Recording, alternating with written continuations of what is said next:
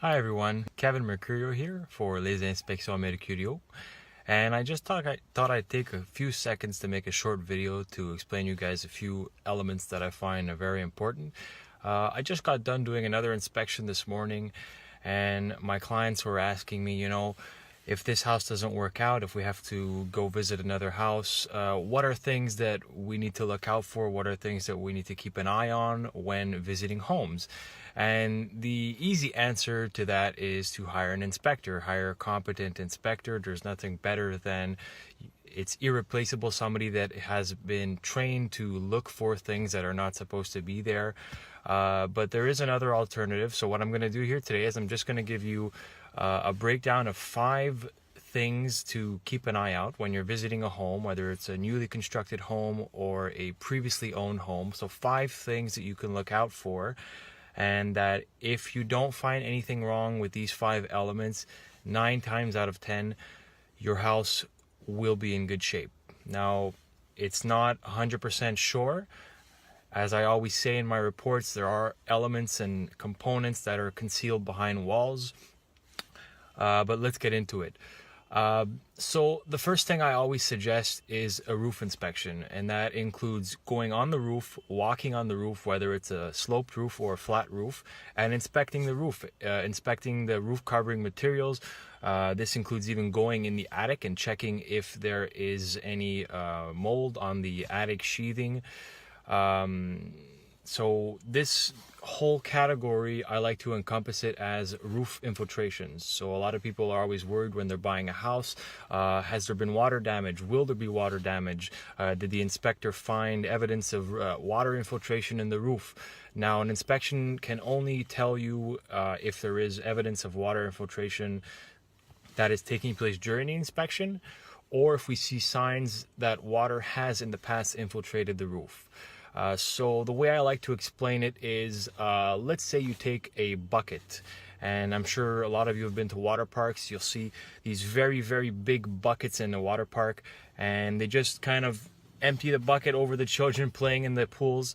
So picture a ginormous bucket of water and empty it over the roof of your home.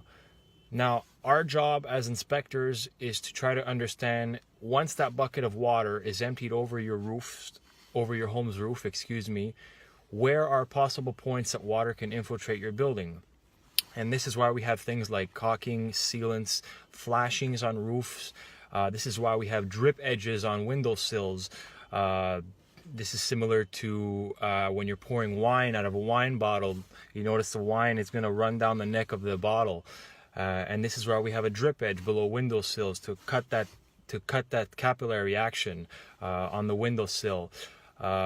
It's also important to check flashings on roofs, such as valley flashings, which is a valley is where you have 2 slopes on a roof meeting, and the inside edge is a valley. So that's where a lot of rainwater will accumulate, and if this section of the roof is not flashed properly, that's where you're going to have most likely infiltrations through your attic and damages to your building.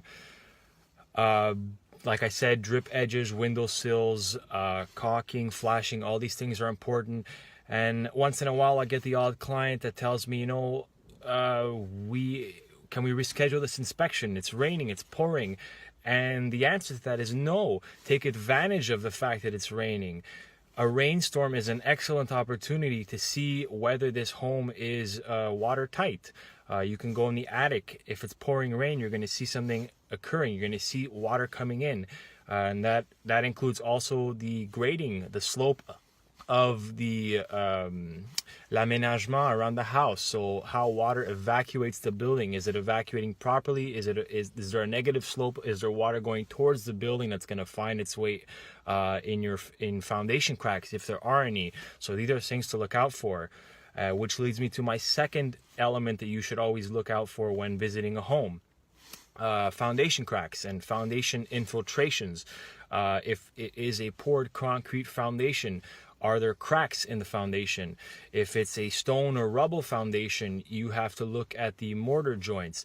A lot of new homeowners, when they'll buy an older home with stone or rubble foundation, the natural tendency is, okay, let's insulate the basement so we're going to have a nice energy efficient home.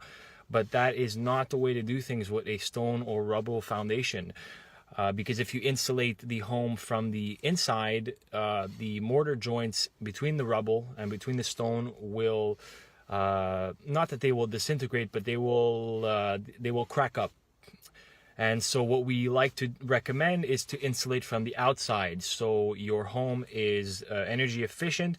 There is no cold that is going through the wall, but your foundation wall is also kept warm, so those mortar joints are kept intact and they don't crack, because if they crack, those are possible points of water infiltration.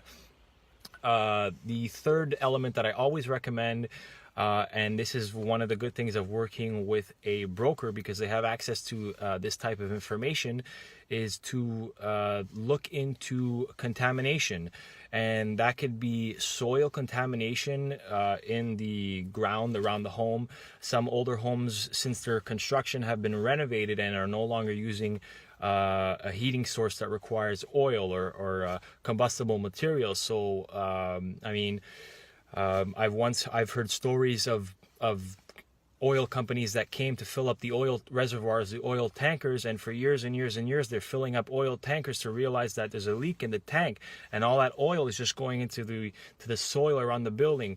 And depending on the municipality that you live in, these are very costly repairs to make, and they usually require you to make these repairs to your property once you've disclosed that there is a contamination in the ground. So these are things to look out for. You can have contamination in your attic insulation also if you find vermiculite, which is samples of rocks that are éclatés. So this is an old insulation material that we used to use.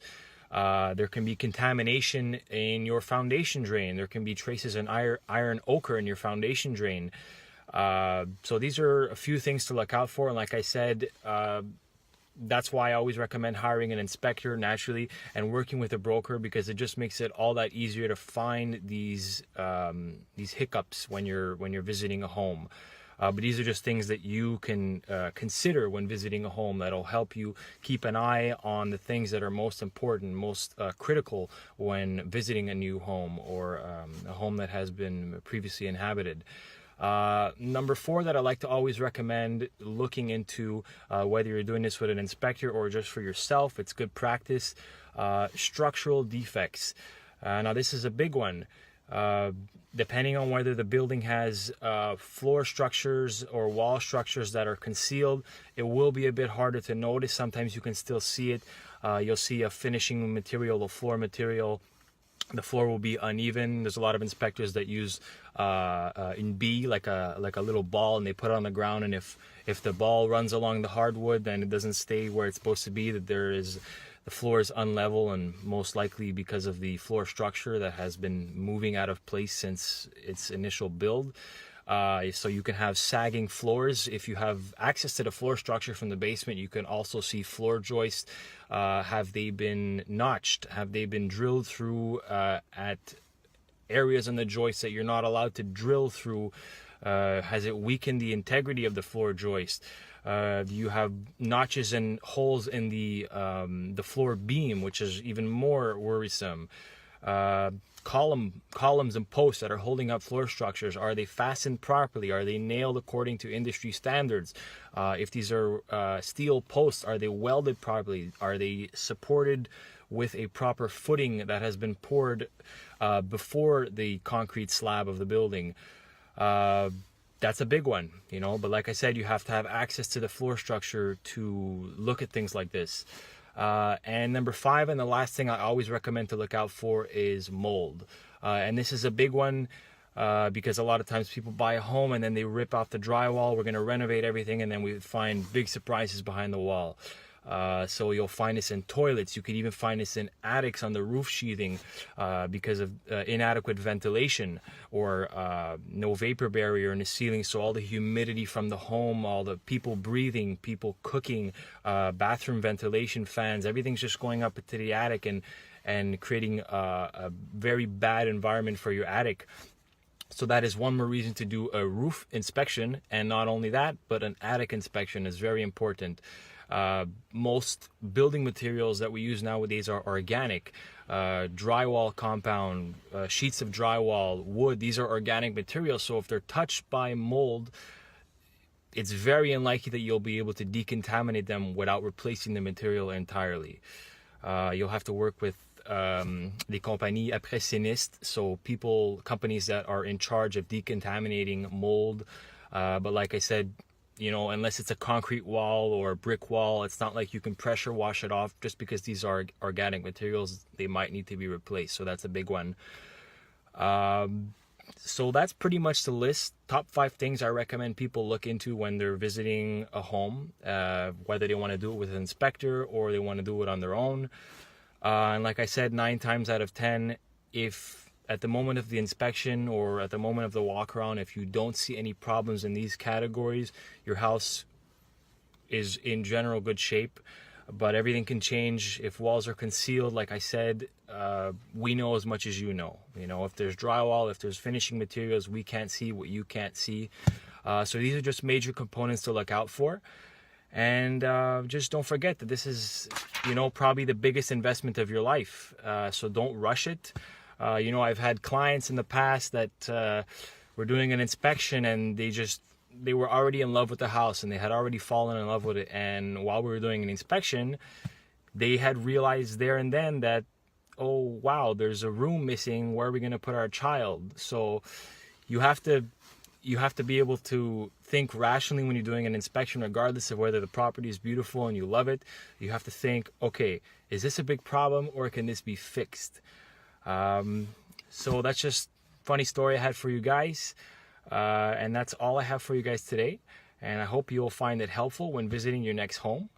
If you have any questions about other things to look out for or things that you've seen when visiting a home and you want to know if it's a major issue or something that can be repaired quite easily, feel free to leave me a comment on this video or on my Facebook page. I'll be glad to help you out, or just give me a call.